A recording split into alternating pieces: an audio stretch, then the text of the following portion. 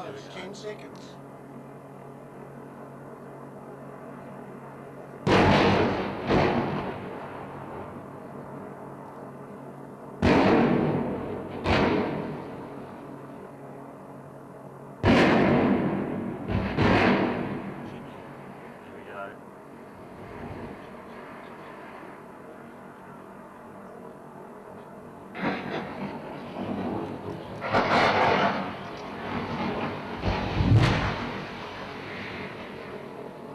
Demolition was pretty straightforward. Kiln chimneys, kiln stacks 6, 7 and 8, been up since, number 6 been up since 1958. Number 8 was last one built in 1968, and they both bit the dust yesterday as part of the demolition of the factory in preparation for redevelopment of the site. The intention was that all chimneys would drop in very quick sequence, a couple of seconds apart. To make that happen, large sections of concrete had been previously cut out of the bottom of the chimneys, and the remaining sections were loaded with explosives. The idea was that the front of the chimney would be knocked out and gravity would cause the chimney to fall over. It worked beautifully on kiln number 8. After the explosion, that kiln toppled very neatly. Unfortunately, kiln 7 and kiln 6 chimneys both stood up. It's safe in terms of undetonated charges, and we're making an assessment right at this minute as to how to bring them down. It's scarfed, so they're weighted in the direction of fall, and in terms of moving around them, they're safe, provided we don't work on the fall side. So it will be immediately pretty disappointing for you. Well, it is. The structures have been prepared according to the engineering drawings, and everything that was done to them and expected to happen to them has occurred. So they've got obviously got a lot of Rio in them, which is holding them back. And that's, we'll wait and see what the preparations are being put afoot by the site supervisor at this minute. We think the issue was that the extent of reinforcing steel in the chimney was just sufficient to hold it up, notwithstanding the fact that there was about 4,500 tonnes of concrete there. So really all that needed to be done, kiln 7, it was ready to topple. 160 tonne excavator was walked in, gave that chimney a bit of a nudge. That fell. Kiln 6 stack, which was the oldest of the 3, turned out to be the toughest. The demolition contractors had to bring another excavator in with a rock breaking attachment on it. The rock breaker was used to cut some of the remaining reinforcing steel. Once those extra steel bars had been cut, the big excavator came back in, gave it a nudge, and it toppled. At the end of the day, everything that had to be achieved was achieved. The 3 chimneys were sitting on the ground, a pile of bricks and rubble. The whole job was done safely, efficiently, and great cause for celebration, not only amongst the workforce, but all the spectators watching. Well, the tall poppy syndrome certainly came to Geelong on Sunday because history was created, and Geelong Newsbeat was there, and we are back here having a look at what is happening at Geelong Cement, the site where the 3 tall chimneys came crumbling down.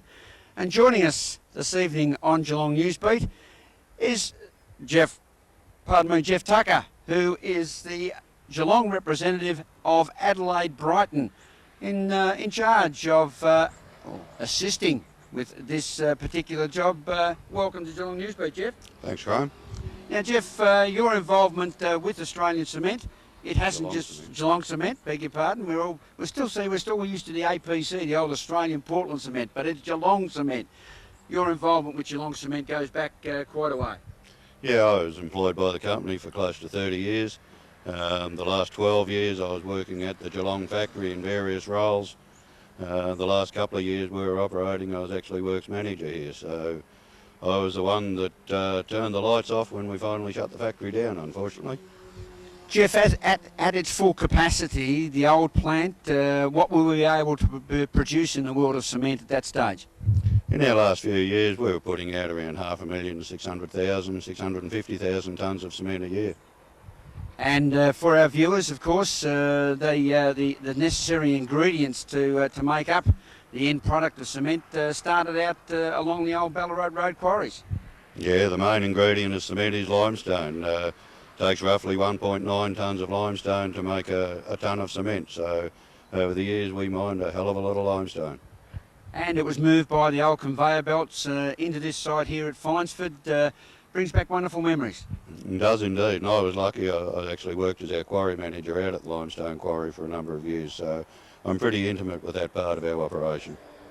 Now, talking about the intimacy, obviously there must be something deep within that says, well, touch of sadness to see what has happened here on Sunday with the big chimneys coming down. And we're going to be talking with Gary Waterhouse from Multani Adams shortly about the overall site clearance.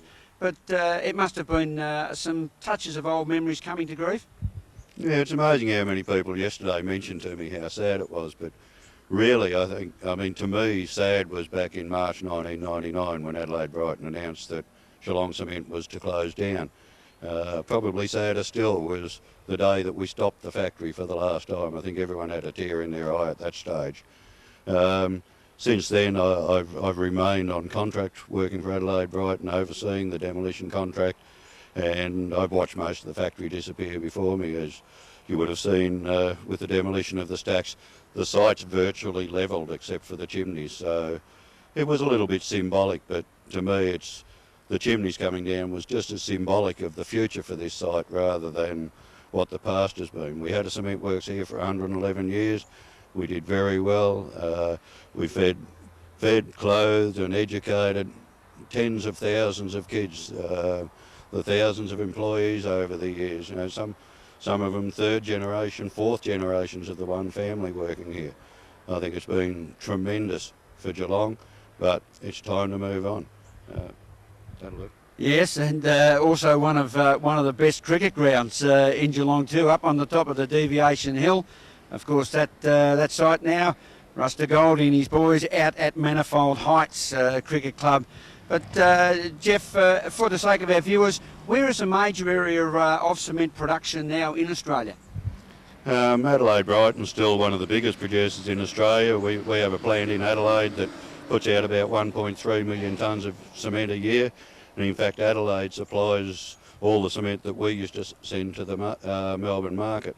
It's made in Adelaide, shipped around the coast and unloaded in Melbourne. But there's another major plant in Geelong. There's plants in New South Wales, Queensland, virtually all states of Australia. You mentioned the limestone quarries out along the Ballarat Road. Is there still limestone left in those quarries, and what do you see or know of their particular future? There's probably still about 80 million tonnes of limestone out there, so it certainly wasn't a shortage of raw material that caused our closure. In terms of the limestone quarry, there's actually a couple of small businesses still operating out there where we're crushing and screening the limestone and making a fine high-grade lime product for the agricultural market. Those businesses have only been going a couple of years, but they've proven to be pretty successful. In terms of the long-term future of the quarry, Adelaide Brighton at the moment is putting a lot of horsepower into developing a rehabilitation plan for the quarry.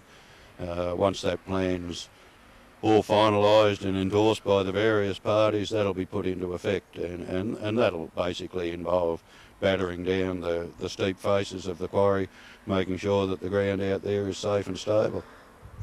Still more good news coming out of Geelong, as we thank Jeff Tucker for his time, and we will be speaking shortly with Gary Waterhouse. He is the site manager for Multani Adams, the gentleman and company who have been involved in this clearance of the site out here at Finesford. And it hasn't just been the three big chimneys.